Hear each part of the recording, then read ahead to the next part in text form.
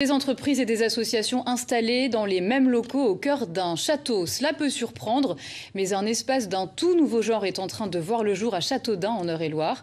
Le concept, regrouper les activités pour attirer un nouveau public. Explication Corentin Ledréan, Antoine Werner.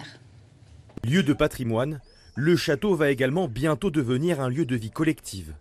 Plusieurs tiers-lieux sont en cours d'aménagement au sein du monument. Cette pièce, située au premier étage, va par exemple accueillir prochainement l'école municipale d'art plastique. Ça permettra de peindre le château, le Loir et tous ces décors magnifiques. L'école d'art va pouvoir pleinement s'exprimer dans cette salle avec cette dynamique de tiers-lieu et ce château pour développer de l'art et de la culture à Châteaudun. Une école d'art, mais aussi un espace d'accueil pour les personnes isolées, des cours de yoga, voire un incubateur destiné aux petites entreprises. L'idée, continuer de faire vivre le monument, même en dehors de ses horaires d'ouverture, aux visiteurs.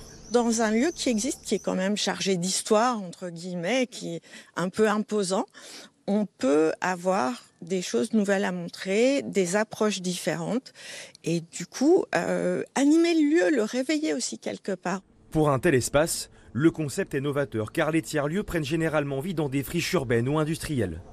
Le château souhaite attirer un nouveau public, exemple ici, dans ses anciennes cuisines, qui accueilleront bientôt un escape game animé par des comédiens. On permet à tous ces visiteurs joueurs de s'emparer du lieu et d'y vivre une expérience auquel ils ne se préparaient pas forcément. Et voilà, d'interagir différemment, d'apprécier les espaces, le lieu, l'architecture, l'histoire, à travers ce jeu et ces morceaux de théâtre où ils écrivent eux-mêmes l'aventure. L'occasion de faire découvrir le château autrement et pourquoi pas revaloriser certains de ses recoins jusqu'à présent fermés au public. En contrebas de la forteresse, un bar proposant concerts et animations le week-end a été aménagé. Là, c'est un lieu qui non seulement n'était pas utilisé, mais était totalement en friche et à l'abandon, au pied d'un magnifique château. Donc, le fait d'avoir ce lieu vivant au pied du château fait aussi vivre par là même le Loir, qui est juste à côté. Les premières expérimentations ont débuté il y a quelques semaines. L'inauguration officielle des tiers-lieux est prévue début septembre.